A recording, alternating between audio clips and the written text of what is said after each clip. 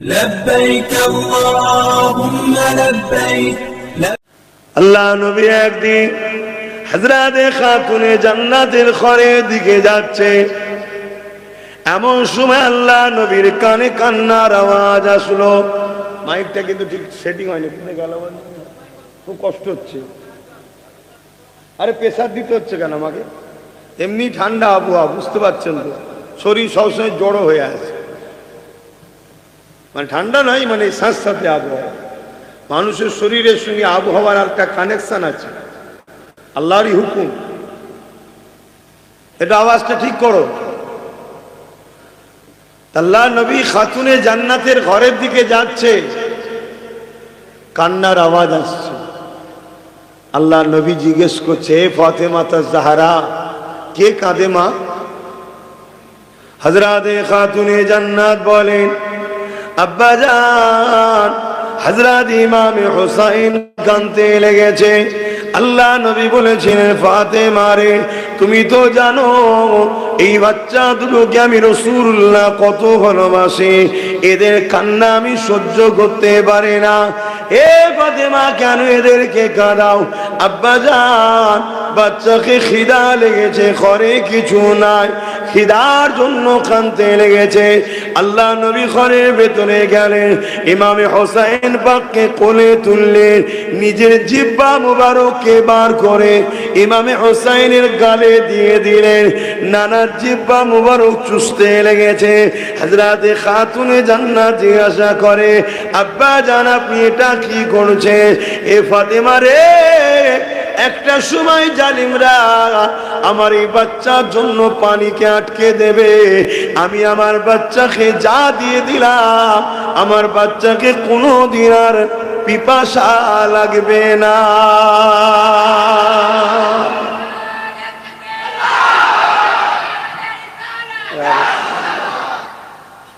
একদিকে এই বাচ্চাটা, ইনারা রয়েছে যিনারা দুনিয়া থেকেই জান্নাতের সার্টিফিকেট পেয়েছে। কি সার্টিফিকেট? ইমামে হাসান হোসেন হুজুর জান্নাতি যুবকদের সর্দার, তাই তো নাকি? আমরা সবাই জানি। আচ্ছা, জান্নাতে কি কোনো বুড়ো যাবে? জোরে বলুন না। বুড়োকে আল্লাহ জন করে দেবে। বুড়ো হালে যদি কেউ ইন্তেকাল করে, আল্লাহ তাকে জন, যুবক বানিয়ে দেবে। বুড়ো হালে কেউ জান্নাতে যাবে না, যুবক হয়ে যাবে। হাসান হোসেন হুজুর যুবকদের সর্দার, তাহলে জান্নাতে তো বুড়োই যাবে না, তাহলে কাদের সর্দার? জোরে বলুন, সবার সর্দার। জোরে বলুন সুবহানাল্লাহ। এই মাকাম ইমামে হাসান হোসেন হুজুরকে আল্লাহ পাক দিয়েছে। দুনিয়ায় যদি কেউ একটা মাদ্রাসা বা স্কুলের চেয়ারম্যান হয় বা প্রধান হয়, সে যদি ইচ্ছা করে কাউকে স্কুলে রাখবো, কাউকে টিসিও দেবো, এ ক্ষমতা থাকে না? থাকে না? তাহলে দুনিয়ায় যদি পাওয়ার এদের হাতে এই থাকতে পারে, আল্লাহ যাদেরকে জান্নাতে সর্দার করেছে, তারা যাকে চাইবে জান্নাতে রাখবে, যাকে চাইবে বারো করে দিতে পারবে। জোরে বলুন সুবহানাল্লাহ। সারা জীবন এজিদিদের পক্ষে দাঁড়িয়ে এজিদিদের সাথে হই হই করে আর হোসাইনের সাথে জান্নাতে যাব, এ স্বপ্ন দেখলে হবে না। তোমার আখলাক, তোমার চরিত্র, তোমার আদর্শ, তোমার লাইফ স্টাইল, তোমার জীবন ব্যবস্থা ইমাম হোসাইন পাকের আদর্শ দিকে চলতে হবে। হুজুর জালিম ছিলেন না, হুজুর মজলুমদের বন্ধু সাথী ছিলেন। জোরে বলুন সুবহানাল্লাহ। আমরা কারা? আমরা কি মজলুমদের বন্ধু হতে পেরেছি? আমরা কি গরিব, দুঃখী, এতিম, অসহায়দের পক্ষে আওয়াজ তুলি? আমার ইমাম পাক তুলতেন। হযরতে খাতুনে জান্নাত একদিন নিয়ত করলেন, ইমামে হাসান হোসেন হুজুর অসুস্থ ছিলেন, আল্লাহ পাকের কাছে মান্নত করলেন, ও রব্বি আল্লাহ পাক, আমার ইমামে হাসান হোসেন যদি সুস্থ হয়ে যায়, আমি আপনার জন্য খুশি হয়ে তিনটে রোজা রাখার মান্যত করলাম। আল্লাহ পাকের হুকুমে ইমামে হাসান হোসেন হুজুর সুস্থ হয়ে গেলেন। খাতুনে জান্নাত স্বামীর সঙ্গে আলোচনা করতে লাগলেন, এ আমার প্রাণের স্বামী, আমি নিয়ত করেছিলাম হাসান হোসেন সুস্থ হয়ে গেলে তিনটে রোজা রাখার মান্যত করেছে, আমি রোজা রাখতে চাই। হযরতে মাওলা আলী শেরে খোদা বলতে লেগেছেন, তাহলে আমিও রোজা রাখবো, তুমি মান্যতে রাখবে, আমি নফল রাখবো। ইমামে হাসান হোসেন শুনে গিয়ে বললেন, আম্মা জান আমরাও রাখতে চাই। তখন ছোট ছোট একজন ঘরে কাজের মানুষ ছিলেন, ফিজ্জা তিনার নাম, তিনিও রোজা রাখলেন। তাহলে কজন হলো? 5 জন। তা রোজা রাখবে, সেহরিতে খাবে কি? আমাদের মতো তো এত ছিল না, আমরা তো তিনাদের সাদকাতে পেয়েছি, তিনাদের ছিল না নয়, নওজুবিল্লাহ মুন বানে হবে, তাহলে তিনাদের সাদকায় আমরা পাচ্ছি। আল্লাহকে তিনারা এমন ভাবে ভালোবেসেছে, তিনারা দুনিয়াটা নেয়নি, এবং আল্লাহ তিনাদেরকে আমাদের নারীদের জন্য মডেল করেছে।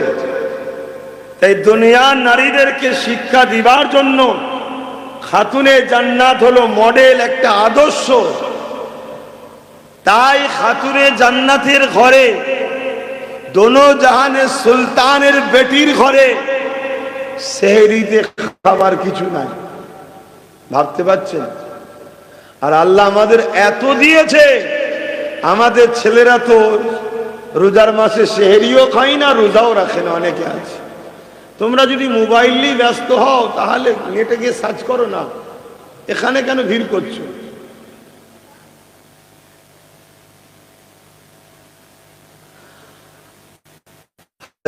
খাতুনে জান্নাত মাওলা আলী শেরে খোদা, ইমামে হাসান হোসেন আর ওই ফিজ্জা 5 জনই পানি দিয়ে সেহরি করলেন।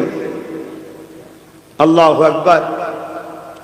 সকাল হয়েছে, মাওলা আলী শেরে খোদা খাতুনে জান্নাত বিবিকে বলছে, আমি একটু বেরোই, যে কি আল্লাহ যদি কিছু রুজি দেয়। হায় হায় হায়, আল্লাহ আমাদেরকে কত আরাম দিয়েছে, ছেড়ে দেবে নে বাপ, হিসাব সব নেবে। বাইরে বেরোলেন, কিছু যদি পাওয়া যায়।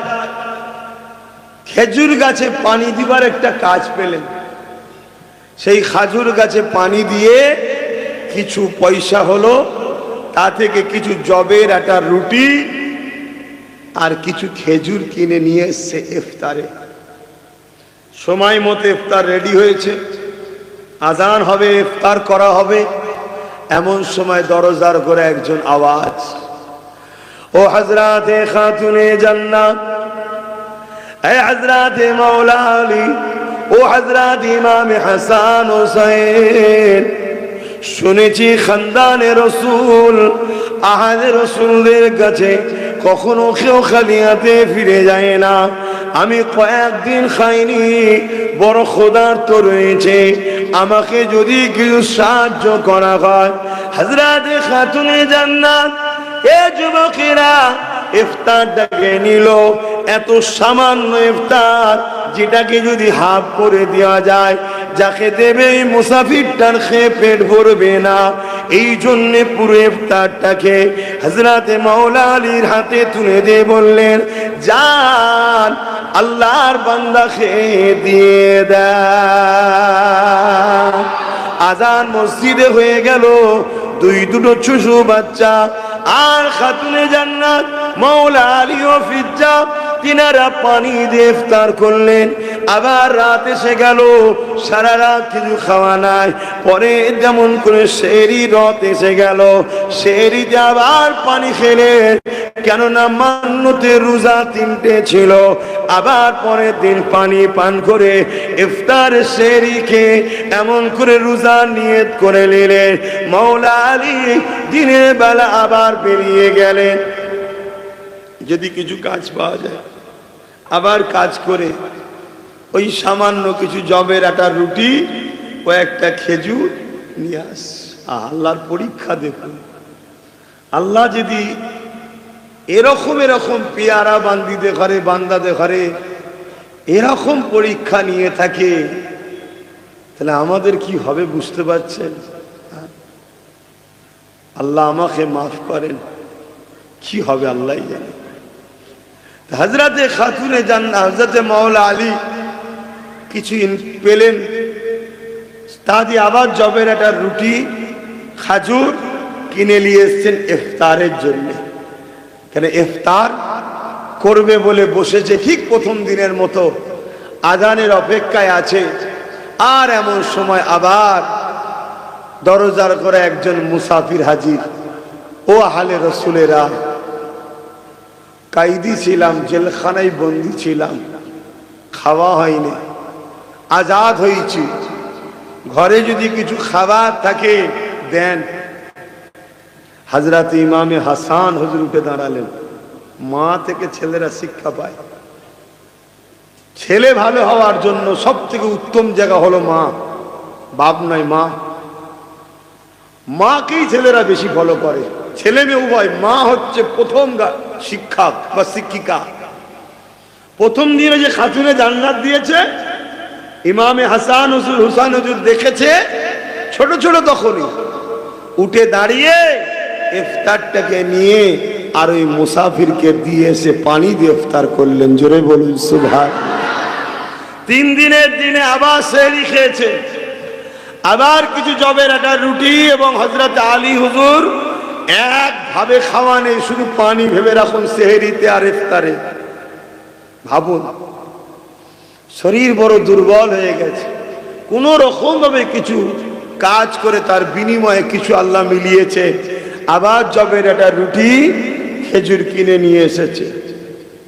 একবার ভাবেন নিজের দিকে, আল্লাহ আমাদেরকে কত ভালো রেখেছে, আর আমরা আল্লাহ ভুলে আছি, নবী ভুলে আছি।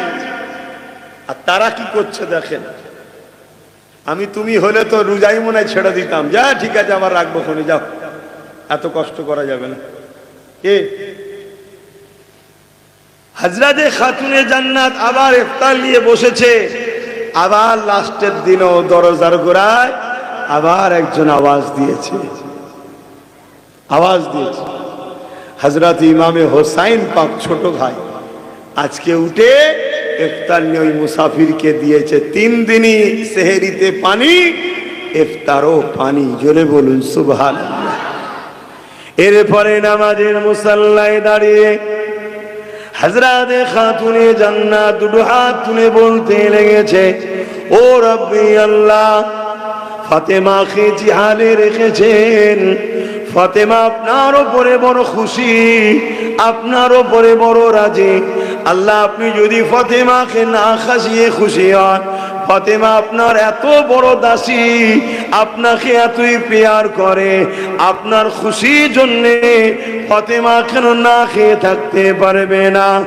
আল্লাহ, আমি ফাতেমা আপনার উপরে রাজি খুশি হয়ে আছি। আর আমাদের একটু কিছু হলে আমরা মুখ দিয়ে এমন এমন কথা বলে ফেলি, না জানি সেই কথাতে আল্লাহ নারাজ হয়ে যায়, আমাদের ইমানে হয়তো ক্ষতি হয়ে যায়। কি অনেকে বলে ফেলে যে আল্লাহ দেখতে পাই না, সব জ্বালাটা গরিবের ওপরেই। হ্যাঁ, এত সব বাড়ি রয়েছে, আমাকেই শুধু জ্বালাচ্ছে। নাউজুবিল্লাহ বলেন। আল্লাহ যাকে যত ভালোবাসে দুনিয়ায়, তাকে আল্লাহ তত কঠিন কঠিন পরীক্ষার সম্মুখীন করে। আল্লাহ পরীক্ষা নেয়।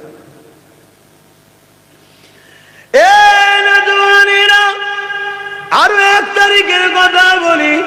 আল্লাহ নবী নবী দয়া নবী এমন করে পেটে 3 দিন পাথর বেঁধে রেখেছে, কিছু খাওয়াইনি।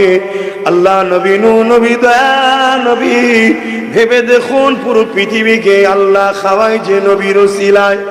बेशक देने वाला मौला अल्लाह, मगर पूरा कायनात में बढ़ते गए हमारे मुस्तफा। बुखारी शरीफ अल्लाह बोलছেন আর আমার রাসূল বলছেন আনা কাসিমুন আল্লাহ ইউতি, মানানে वाला मौला बेशक अल्लाह है, বাড়তে মেরে মুস্তফা কামলিওয়ালা। এই জন্যে বোঝাবার জন্যে বলছে, আমার নবী পাক পেটে পাথর বেঁধে আছে, 3 দিন খাওয়া হয়নি। একজন গরীব এসে আল্লাহ নবীকে বলতে লাগলেন, ইয়া রাসূলুল্লাহ হাবিবাল্লাহ, আমার 2 দিন খাওয়া হয়নি। আল্লাহ নবী পেটে পাথর তুলে দেখায়, বাবারে আমার 3 দিন হয়নি, তথাপি আল্লাহ পাক আমাকে জিয়ালে রেখেছে, আলহামদুলিল্লাহ। আচ্ছা, নবীর খাওয়া হয়নি, আল্লাহ কি খেতে দেয়নি নবীকে? এটা মাথায় ঢুকছে না তো। এটা আমাদের জন্য হুজুর মডেল। হুজুর ত্যাগ স্বীকার করছে, যাতে করে উম্মত যদি একবেলা খাওয়া না হয়, উম্মত যেন হারাম খাবার না খেয়ে ফেলে, যে আমার নবী 3 দিন খায়নি, আমার না একবার হয়নি, আমি হারাম খাবার। এই যে হুজুরের ওপরে মহব্বত যাদের আছে, দেখবেন এই কথা হলে তারা এইরকমই ভাবে, যারা হুজুরকে ভালোবাসে। এজন্যে আল্লাহ হুজুরের দ্বারা আমাদের জন্য শিক্ষা, একটা মডেল তিনি। আরে তিনার খাওয়া হবে না হতে পারে? হ্যাঁ, তিনি তো আল্লাহর কাছে দোয়া চাইতেন যে আল্লাহ আমাকে একবেলা খাওয়াবেন আর একবেলা শুকিয়ে রাখবেন। সাহাবারা জিজ্ঞেস করলেন, হুজুরে দোয়া চাইছেন কেন? বলছে, আমি সবরকারীও হতে চাই, শকরকারীও হতে চাই। জোরে বলুন সুবহানাল্লাহ। না হয় সবরকারী, যারা খায় না তারা যে সবর করে, সেই দলভুক্ত আমি হতে চাই, আর যারা খায় অর্থাৎ শকর করে আলহামদুলিল্লাহ, আমি সেই দলভুক্তও হতে চাই। জোরে বলুন সুবহানাল্লাহ। এটা তো আমাদের জন্য মডেল নবী। তাহলে যখনই খাবো তখন আমরা বলবো আলহামদুলিল্লাহ, যখন হবে না তখন ধৈর্য ধরে সবর করতে হবে, আল্লাহর উপরে ভরসা করে থাকতে হবে। নবী হলেন আমাদের জন্য মডেল। তো হুজুর পাক ওই লোকটাকে নিয়ে খাতুনে জান্নাত বেটির বাড়ি গেছে, চলো আমার বেটির বাড়ি যদি কিছু খাবার পাওয়া যায় তোমাকে খাওয়াবো, চলো। আল্লাহ নবী খাতুনে জান্নাতের বাড়িতে গেলেন, ঘরের বাইরে থেকে সালাম দিলেন, খাতুনে জান্নাত ভেতর থেকে সালামের জবাব দিলেন। ঘরের বাইরে থেকে সালাম দেওয়া এটা হলো রাসূলুল্লাহ সুন্নাত। ইজাজত নিয়ে ভেতরে গেলেন এবং খাতুনে জান্নাতকে বললেন, এ কলিজা টুকরি ফাতেমা রে, আমার সঙ্গে একজন মেহমান এসেছে, যিনি বড় ক্ষুধার্ত রয়েছে, এবং তোমার আব্বা আমিও রয়েছে, তোমার ঘরে কিছু খাবার আছে, আমাদের জন্য কি মেহমানদারি হবে? হযরতে খাতুনে জান্নাত বললেন, আব্বা যান বসেন, অপেক্ষা করেন, বসেন, খাবারের ব্যবস্থা করছি। এই বলে খাতুনে জান্নাত রান্না করে যায়নি, নামাজের মুসাল্লা বিছিয়ে দিলেন। নামাজের মুসাল্লা বিছিয়ে দিয়ে 2 রাকাত নফল নামাজ আদায় করলেন। হাত তুলে বলতে লেগেছে, আল্লাহ ফাতেমা 3 দিন খাওয়া হয়নি, আমার জন্য খাবার চাইনি। হযরতে হাসান হুসাইনের 3 দিন খাওয়া হয়নি, মাওলা আলীরও 3 দিন খাওয়া হয়নি। এর জন্য আমি হাত তুলিনি, আল্লাহ আমার দরবারে এমন একজন মেহমান এসেছে, তিনি যদি জানতে পেরে যায় ফাতেমা 3 দিন খাওয়া হয়নি, তিনার নূরের দিলটা বড় ব্যথা হয়ে যাবে। আল্লাহ তে আপনি খাবারের ব্যবস্থা করে দেন। দোনো জাহানের সুলতানের জন্য, আখরি নবী নূর নবী আপনার হাবিবের জন্য ফাতেমা খাবারের দরখাস্ত রাখছে। আল্লাহ পাক বলে দিলেন, এ জিবরাইল জলদি করে জান্নাতে খাঞ্চা ভর্তি করে খানা নিয়ে যা। হযরতে জিবরাইল সাল্লাম চলে আসলে জান্নাতি খানা নিয়ে এসে হাজির করে দিলেন। ওই খানা যখন খাতুনে জান্নাত আব্বা জানের খেদমতে দিলেন, ওই সময় ওই যে মানুষটা ছিল সে তো খাবার পেয়ে খাওয়া শুরু করেছে, বড় তারিফ করতে লেগেছে, বড় সুস্বাদু খাবার। কিন্তু আল্লাহ নবী খাবারটাকে মুখের গোড়ায় নিয়েছে, নিয়ে নবী আমার বুঝতে পেরেছে এই খাবার তো কোনো দুনিয়ার খাবার নয়। এই ঘরের ভেতরে চলে আসলে, এ ফাতেমা এই খাবার তুমি কোথা থেকে পেলে? ওই সময় আর কথা গোপন করতে পারলেন না। আব্বা জান আমার ঘরে কিছু নাই, 3 দিন হাসান হোসেন মাওলা আলী আর আমারও খাওয়া হয়নি। কিন্তু আপনি নবী, আখরি নবী, আপনি যখন জিজ্ঞাসা করেছেন আমি তার কথা ঘোরাতে পারি না। আল্লাহর কাছে দোয়া চেয়েছি, আল্লাহ জান্নাতে খাঞ্চা হাজির করিয়েছে।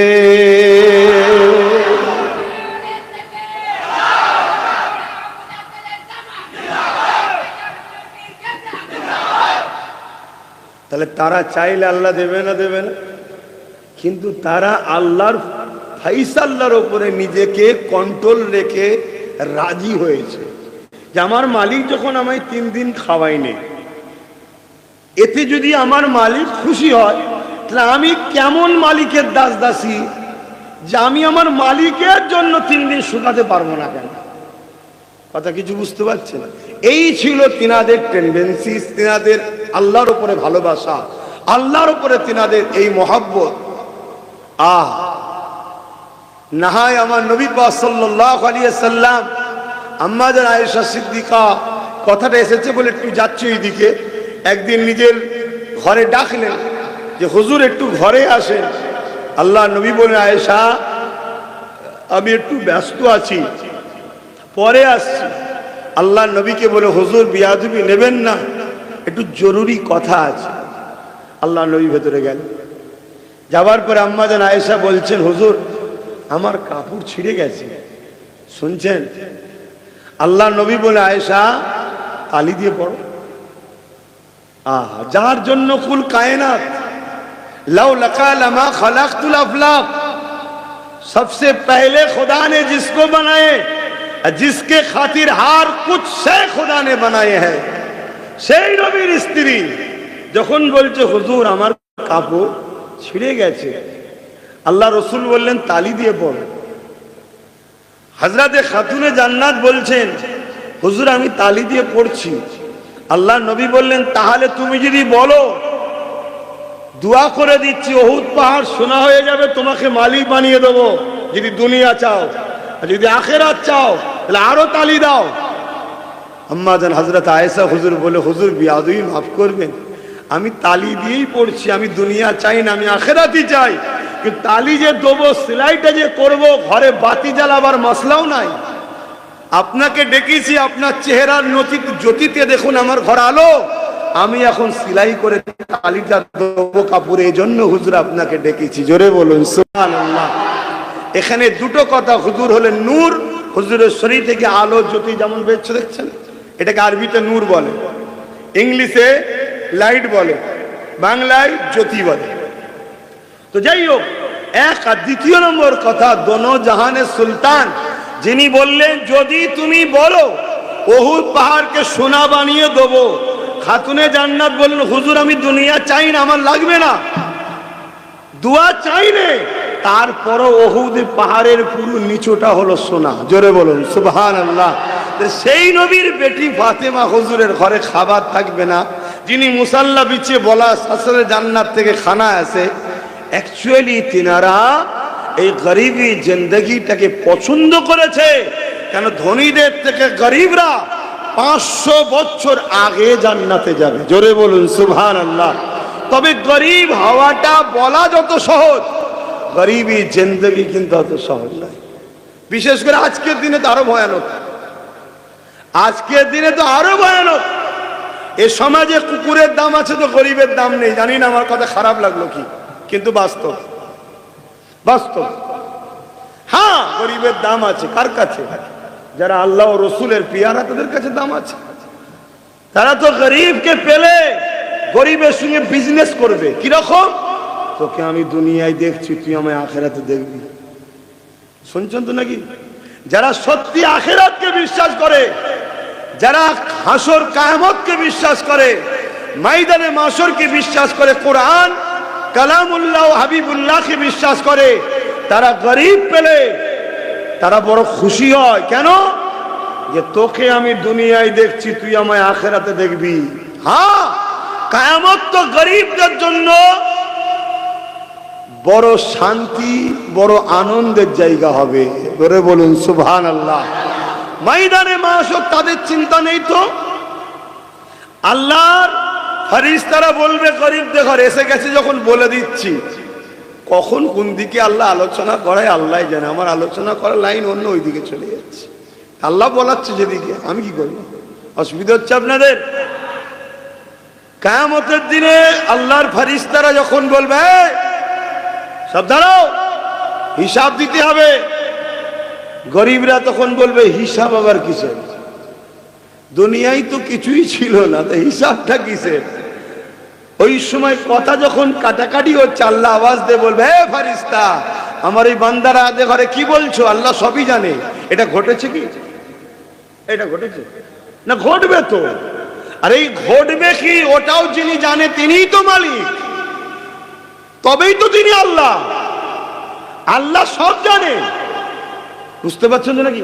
কিয়ামত দিন এটা ঘটবে, আল্লাহ জানেন এটা ঘটবে। তিনি তিনার হাবিবকে জানিয়েছে, হাবিব আমাদেরকে জানিয়েছে হাদিস দ্বারা। আল্লাহ পাক ফেরেশতাকে সেদিন বলবে, ফেরেশতা তুমি কি কথা বলছো? আল্লাহ এদেরকে হিসাবের কথা বলছি, এরা বলছে আমরা জান্নাত যাব, দেরি হচ্ছে। রাসূলের হাদিস বলেছে গরিবরা ধনীদের থেকে 500 বছর আগে জান্নাত যাবে, তাই গরিব তো হুড়োহুড়ি করছে, এখন আবার দাঁড়াবো কেন, জান্নাত যেতে হবে।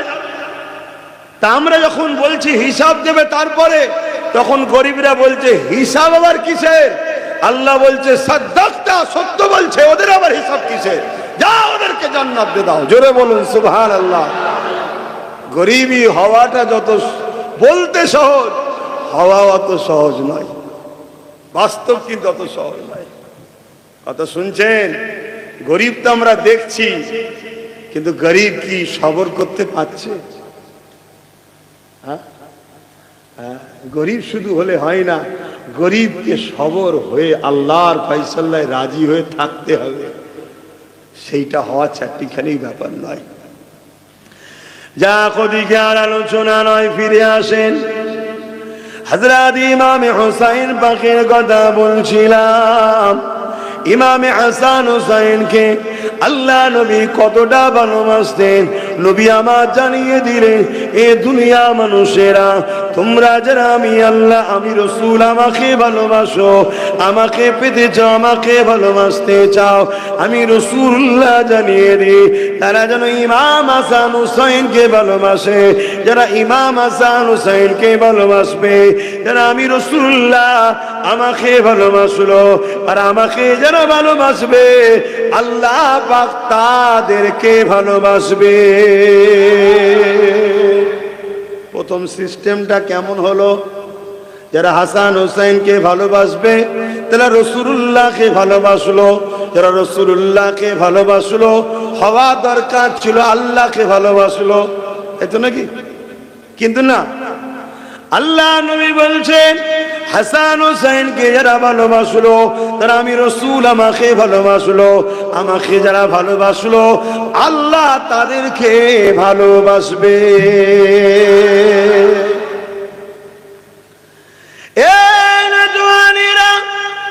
আল্লাহ পাক কোরআনে আমার রাসূলকে নিয়ে এরকম একটা আয়াত দিয়েছে, কুল ইন কুনতুম তুহিব্বুনাল্লাহ। বড় কাফলাম কুল, তার মানে বলুন হাবিব আপনি বলুন, ইন কুনতুম তুহিব্বুনাল্লাহ, যারা বলে আল্লাহকে ভালোবাসে এরা যদি সত্যবাদী হয়, ফাত্তাবিউনি, আগে যেন আপনার ইত্তেবা করে, আপনার অনুসরণ করে, অর্থাৎ আপনাকে ইত্তেবা অনুসরণ করে ভালোবেসে যেন মেনে নেয়। এখানে কোন উলামা থাকলে আমার ওই ভাই ভাবতে পারে যে পীরের আওলাদ দেখো বলছে ভালোবেসে মেনে নিবার কথা তো এখানে নাই, এখানে শুধু ইত্তেবার কথা আছে, অনুসরণ করার কথা আছে। এ আমার নওজওয়ানেরা, এ আমার উলামা ভাইয়েরা, কখনো কারোর উপরে দিল যদি না লাগে তাকে অনুসরণ করা যায় না। ফাত্তাবিউনি কি আন্দার প্যার ছুপা হুয়া है, লিহাজা মানায়ে হুয়া, ভালোবেসে মেনে নিতে হবে। আল্লাহ নবীকে তো আবু জেহেল মানতো, আল্লাহ নবীকে তো উতবাও মানতো, তারা তো আমার নবীকে আল আমিন বলে মেনেছে। তারা কি জান্নাতি হবে? না না না, তারা ব্যক্তি মুহাম্মদ বলে মেনেছে, ভালোবেসে রাসূলুল্লাহকে মেনে নেয়নি। আজকে দিনে ইসরায়েল, যে ইসরায়েল পৃথিবীর সমস্ত ছোট দেশ এবং সমস্ত সংখ্যা কম হওয়ার পরও তারা পুরো পৃথিবীকে কন্ট্রোল করছে, পুরো পৃথিবীর বিজনেস ব্যবসা তাদের হাতে। তারা নিজেরা বলতে লেগেছে আমরা পৃথিবীতে বিজনেস কি করে ছড়াতে পারলাম, কেননা আমার নবী পাক যখন মক্কা থেকে আসরে মদিনার জমিনে চলে এসেছিলেন, আল্লাহ নবী ওই মদিনার মানুষরা সব থেকে পিছিয়ে গরিব ছিল, আল্লাহ নবী তাদেরকে অর্থনীতি শিখালেন। সেই অর্থনীতিটা এখনো ইহুদিরা ধরে রেখেছে। তাই তারা আজকে পৃথিবীর মুখে অল্প হওয়ার পরও পুরো পৃথিবীতে তারা বিজনেস করছে, সব থেকে ধনী তারা হয়ে বসে আছে। শুনছেন তো নাকি? তারাও আমার নবীকে মানছে, ফলো করছে না, করে না, কিন্তু মহব্বত করে করে। তাহলে শুধু মানার নাম ঈমান নয়, রসুল জেনে আদব ও মহব্বতের সাথে মেনে নেবার নাম ঈমান। তা ফাত্তাবিউনির আন্দার এর মধ্যেই ভালোবাসা বলুন লুকানো রয়েছে।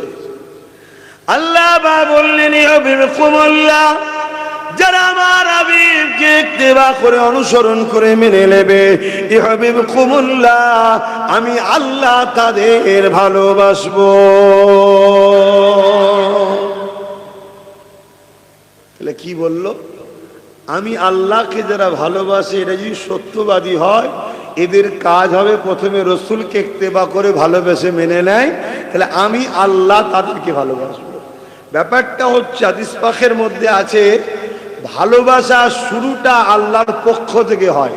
বান্দার ক্ষমতা নাই যে আল্লাহকে ভালোবাসতে পারে। আল্লাহ বান্দাকে প্রেম করে, বান্দাকে তখন ভালোবাসার তৌফিক দেয় আল্লাহ, তখন বান্দা আল্লাহ তাআলাকে ভালোবাসতে পারেন। কথা মাথায় ঢুকছে? এই জন্য রসুল বললেন, হাসান হোসাইনকে যারা ভালোবাসে তারা আমি নবী আমাকে ভালোবাসলো, আর আমাকে যারা ভালোবাসবে আল্লাহ তাদেরকে ভালোবাসবে। অপরদিকে হাসান হোসাইনের উপরে কেউ যদি দুশ্মনী রাখে, তারা আমি রসুল আমার উপরে দুশ্মনী রাখলো, আর যারা আমার উপরে দুশ্মনী রাখে আল্লাহ তাদের উপরে দুশ্মনী রাখে। কথা শুনছেন? সেই হাসান হোসাইন